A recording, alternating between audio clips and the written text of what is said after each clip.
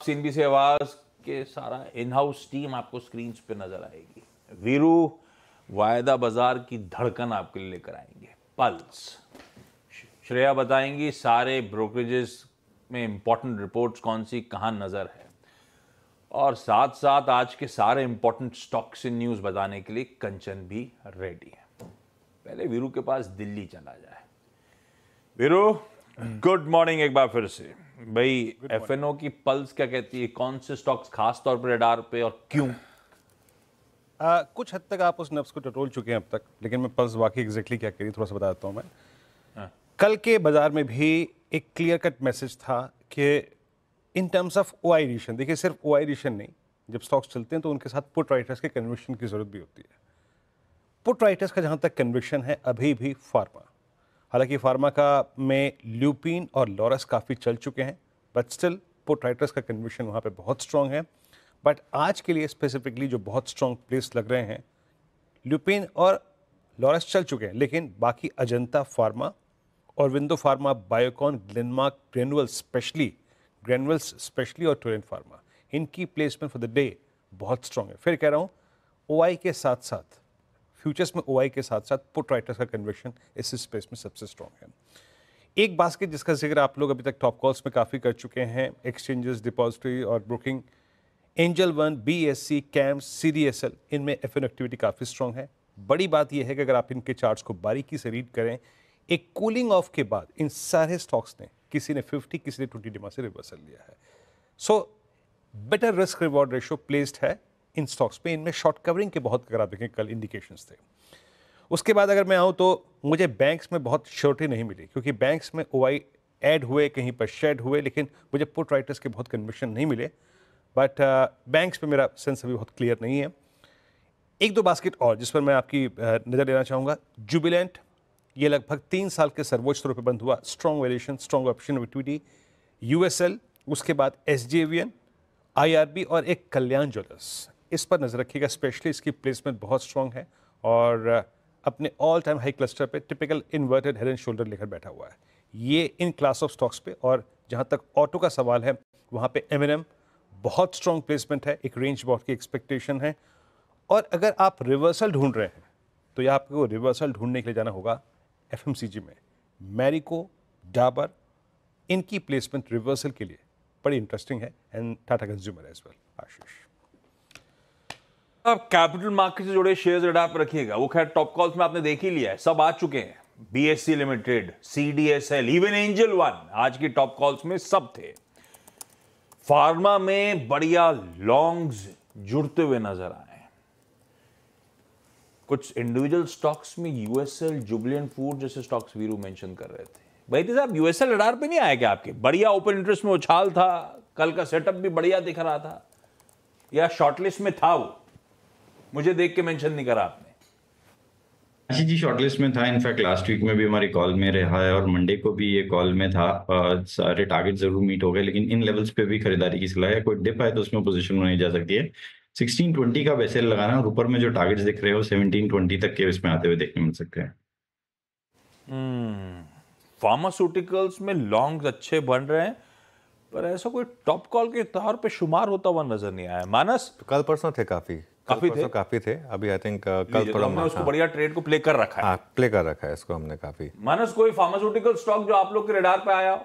देखिए बहुत सारे स्टॉक है। आप डॉक्टर रेड्डीज की बात कर लीजिए, लुपिन की बात कर लीजिए, दूसरे सस्टेन फार्मा की बात कर लीजिए। लेकिन अगर एक ट्रेड लेना होगा तो मेरे ख्याल से लुपिन में अभी भी एक ट्रेड लिया जा सकता है। स्टॉक में कंटिन्यूअस स्ट्रेंथ दिख रही है, करंट लेवल्स पे यहाँ पर खरीदारी की जा सकती है। अगर आज आप ट्रेड ले रहे हैं तो एक पोजिशनल ट्रेड लेना बेहतर रहेगा। 23-24 के स्टॉप लॉस से खरीदारी करने की राय रहेगी 2450 के टारगेट के लिए। आई थिंक परसों हमने काफी लुपिन, इप्का, हमारे पैनल में आई थिंक बैती जी, राजेश जी, सबने आई थिंक ये फार्मा स्टॉक डिस्कस किए थे। लीजिए भाई, बढ़िया कमाई। अपन बात तो कर रहे थे कैपिटल मार्केट से जुड़े स्टॉक्स, बीएससी लिमिटेड वगैरह करेक्शन के बाद फिर से चलने की तैयारी पे है, पर जब से वो एफएनओ पे सेबी की गाज गिरी, वो सख्ती हुई, उसके बाद से वॉल्यूम्स बिल्कुल टेपर डाउन हो गए हैं। वो तो होगा ना आशीष, देखिए, लेकिन ये थोड़ा वापस भी पिकअप होंगे। इसमें मैं आपको 2-3 चीज़ें बताता हूँ। जो एनएससी और बीएससी पर एफएनओ के वॉल्यूम्स हैं वो 16 महीने के लोएस्ट लेवल्स पर हैं, और दिसंबर में जो एवरेज डेली टर्नओवर है वो करीब 37% गिर कर 280 लाख करोड़ पर आया है। 280 लाख करोड़ वैसे छोटा नहीं होता, लेकिन एक चीज़ ध्यान रखिएगा, ये नोशनल टर्नओवर की बात होती है हमेशा, क्योंकि मैक्सिमम वॉल्यूम्स ऑप्शन से आते हैं आजकल, तो जितने भी टर्नओवर्स होते हैं वो सारे नोशनल होते हैं। अब ये आप देखिए नवंबर में इससे पहले दोनों एक्सचेंजेस का 442 लाख करोड़ का था, और जो ऑब्वियसली सेबी ने जो कदम उठाए उसका एक इम्पैक्ट दिखने में यहाँ पर आया है। कैश वॉल्यूम में 5 महीने की गिरावट हुई, लेकिन उसके बाद हल्की सी बढ़त आई यहाँ पर, तो कुछ हद तक कैश मार्केट में उसको हम कॉम्पनसेट कर रहे हैं, और कैश मार्केट में 4.4% वॉल्यूम बढ़े हैं। तो अगर कैश मार्केट के वॉल्यूम बढ़ जाए तो वो भी एक अच्छी चीज़ है, थोड़ा सा एफएनओ से अगर कैश की तरफ जाएं तो। और रीजंस क्या आ रहे हैं इसके? जो सबसे बड़ा रीज़न था हर एक्सचेंज की एक वीकली एक्सपायरी, तो जो रोज़ एक्सपायरी हो रही थी वो बंद हो गई, और इसका सबसे ज़्यादा इम्पैक्ट बीएसई पर पड़ा। बीएसई पर ज़्यादा इसलिए पड़ा क्योंकि उनका जो बैंक एक्स प्रोडक्ट था वो लिटरली वापस ख़त्म हो गया, क्योंकि उसके मंथली में वॉल्यूम काफ़ी कम हो गए। एनएसई का बैंक निफ्टी जो दुनिया का सबसे ज़्यादा ट्रेडेड इंस्ट्रूमेंट था, बाय द वे एनएसई चाहता था कि जब वीकली एक्सपायरी हो तो कि बैंक निफ्टी रखा जाए, लेकिन जो मुझे सोर्सेज से इन्फॉर्मेशन मिली कि सेबी ने साफ कर दिया, नहीं बैंक निफ्टी नहीं, आपको निफ्टी रखना होगा, बैंक निफ्टी बहुत लॉपसाइडेड इंडेक्स है, तो उनको सिर्फ निफ्टी रखना पड़ा उसकी वजह से। लेकिन फिर भी बैंक निफ्टी में उतना वॉल्यूम नहीं गिरे जितना बैंक एक्स में गिरे, और निफ्टी के वॉल्यूम्स तो बढ़ गए हैं अब एक्चुअली, क्योंकि निफ्टी में तो अब भाई आपके पास एक ही वीकली रह गया तो उसी में आप ट्रेडिंग करेंगे ना, इस वजह से। इसमें मैं एक चीज़ जोड़ना चाहता हूँ, हम उस दिन बीएसई के एमडी और सीईओ से बात कर रहा था मैं, तो उन्होंने एक चीज़ कही थी कि अब यहाँ पे ना डिफरेंस ऑफ ओपिनियन है दोनों एक्सचेंजेस में, कि अब वीकली ख़त्म हो गए। वीकली जब तक वीकली थे तब तक आप अगर सपोज करिए 24,000 की कॉल पे आप ट्रेड कर रहे हैं, वो वीकली वाली होगी 40 रुपये की, लेकिन मंथली वाली होगी वो 300 रुपये की, तो वो टेक्निकली वॉल्यूम आपको कम दिखाई देगा, लेकिन प्रीमियम की जो वैल्यू है उसका टर्नओवर बढ़ेगा, तो इवेंचुअली उससे शायद उल्टा फ़ायदा हो जाए। ये एक एक्सचेंज का व्यू है। दूसरे एक्सचेंज से जब मैंने बात पूछी तो उन्होंने कहा था कि ये तो वो बात हो गई कि अगर आप लिंकिंग रोड पे जितने भी वो फेक बैग्स हैं उनकी शॉप बंद कर दो तो लोग लुई विटों के शोरूम में जाना शुरू कर देंगे। ऐसा ज़रूरी थोड़ा ना कि ऐसा होगा, तो वो मतलब इम्पैक्ट तो आएगा, इसमें कोई डाउट नहीं है। लेकिन आई थिंक हम सब भी अभी जानने की कोशिश कर रहे हैं कि आगे जाके कैसे इम्पैक्ट आएंगे। अगले 2-3 क्वार्टर जो एक्सचेंजेस के नंबर्स के ना वो काफ़ी क्रूशियल होंगे देखने के लिए। हाँ चलिए देखते हैं। भाईती साहब निफ्टी पे ट्रेड कर रहे हो या सेंसेक्स पे मूव करके वीकली में एग्रेसिवली बांट दिया क्या 50-50%? ऐसा है क्या? नहीं आशीष जी, हम लोग तो बैंक निफ्टी पे ही है अभी भी। अभी फितरत थोड़ा बदलती है, रेगुलेटर कुछ भी कर ले। ठीक है, खैर कैपिटल मार्केट जोड़े स्टॉक्स वैसे ही रडार पे। अब चलिए कुछ इंपॉर्टेंट स्टॉक्स न्यूज की तरफ बढ़ लिया जाए। पहले कंचन के पास कई सारे ऑटो सेल्स नंबर्स तो कल दिन के दौरान मार्केट के दौरान आ चुके थे। एक जो इंपॉर्टेंट बाद में आया वो था टाटा मोटर्स का दिसंबर आंकड़ा। कंचन कैसे लग रहे हैं वो नंबर? जी, नंबर्स हमें मिक्स बैग देखने को मिले हैं। अगर हम बात करें डोमेस्टिक सेल्स की तो वहां पे केवल 1% का अपसाइड देखने को मिला है, और ये नंबर जो बढ़ के आया है वो है 76,599 यूनिट्स का, जो कि पिछले महीने था 76,138 का। अगर टोटल कमर्शियल व्हीकल की सेल्स देखा जाए तो उसमें भी हमें एक डाउनसाइड देखने को मिला है, और ये घट के हो गया है 33,875। साथ ही साथ जो पैसेंजर व्हीकल है वहां पे भी हमें एक थोड़ा सा एक अच्छा खासा अपसाइड देखने को मिला है, वो है 44,289 यूनिट्स का। इसके चलते कल हमें टाटा मोटर्स के अंदर एक एक्शन तो 1.5% का देखने को मिला था, लेकिन पिछले 6 महीने की ट्रेजेक्टरी देखें तो वहां पे हमें 24% का नेगेटिव रिटर्न दिखा है। आंकड़े अच्छे हैं। सीएनबीसी आवाज का जो पोल था दिसंबर सेल्स का टाटा मोटर्स के अच्छे खासे डिक्लाइन की बात हो रही थी, हायर सिंगल डिजिट डिक्लाइन की। उसके सामने फ्लैट नंबर्स जो हैं एक्सपेक्टेशन से बेहतर डिलीवरी टाटा मोटर्स। खैर मारुति के नंबर्स के साथ साथ कल टाटा मोटर्स भी अच्छा मूव कर गया था। चार्ट्स रेडी करना गाबा सर, आप आता हूं आपके पास, लेकिन उससे पहले श्रेया के पास चला जाए। टाटा मोटर्स तो खैर बाद में आया था, लेकिन बाकी जो नंबर्स आए थे उस पर सिटी की रिपोर्ट आई हुई है। श्रेया गुड मॉर्निंग, आपको क्या कह रही है सिटी की रिपोर्ट? गुड मॉर्निंग सर, पहले आपका नव वर्ष मंगलमय हो। अब रिपोर्ट पे आते हैं। उतना ही मंगलमय हो। जी सर, धन्यवाद। रिपोर्ट्स पे आते हैं तो सिटी ने मारुति और महिंद्रा एंड महिंद्रा साथ ही बजाज ऑटो पे अपनी रिपोर्ट जारी की है। मारुति पे बाद में डिस्कस करेंगे जब कंचन न्यूज़ बताएगी। पहले बजाज ऑटो और महिंद्रा एंड महिंद्रा की बात करते हैं। बजाज ऑटो को जहां सेल की कॉल मिली है क्योंकि नंबर्स काफ़ी ख़राब थे, वहीं महिंद्रा एंड महिंद्रा को बाय की कॉल दी गई है। साथ ही टारगेट प्राइस जो है वो 3,520 रुपये प्रति शेयर कर दिया है। महिंद्रा एंड महिंद्रा की बात करें तो ओवरऑल जो है पूरे साल ही वॉल्यूम काफ़ी अच्छी रही है, साथ ही ट्रैक्टर सेगमेंट इसका काफ़ी अच्छा कर रहा है। डोमेस्टिक वॉल्यूम 22% अप रहा है साल दर साल, और आगे अगर सीजन अच्छा रहा हार्वेस्ट का तो ये एक पॉजिटिव ट्रिगर होगा स्टॉक के लिए। साथ ही बजाज ऑटो की बात करें तो सेल की कॉल है, टारगेट प्राइस 7,800 रुपये प्रति शेयर कर दिया है। नंबर्स काफ़ी ख़राब थे, और क्योंकि डोमेस्टिक 2 व्हीलर सेगमेंट काफ़ी पीछे रहा है, वहाँ पे वॉल्यूम बहुत ख़राब रही है जो इन्वेंट्री क्लियरेंस को दर्शाता है, लेकिन 3 व्हीलर सेगमेंट थोड़ा बेटर परफॉर्म किया है बजाज ऑटो का, और यहाँ पे 50% अप रहा है इसका साल दर साल। आशीष, मज़ा आएगा एक फेस ऑफ कराया जाए अगर सिटी के एनालिस्ट का और राजीव बजाज का, क्योंकि राजीव बजाज कहते हैं मेरा स्टॉक 20,000 का होना चाहिए और ऑलरेडी ये स्टॉक 13,500 से करेक्ट हुआ है, और इस करेक्शन के बाद वो कह रहे हैं और 10% का डाउनसाइड अभी भी बाकी है स्टॉक में। तो इस तरह की अभी भी प्रेशर माउंट होता हुआ नजर आ, और महिंद्रा एंड महिंद्रा यानी कि अगर कैलकुलेट करूं तो कल की क्लोज से 14-15% का अपसाइड सिटी को नजर आ रहा है। मैं टाटा मोटर्स पे व्यू लूंगा, लेकिन जो आज खबरों में है। गाबा सर, टाटा मोटर्स नंबर्स अच्छे लग रहे हैं।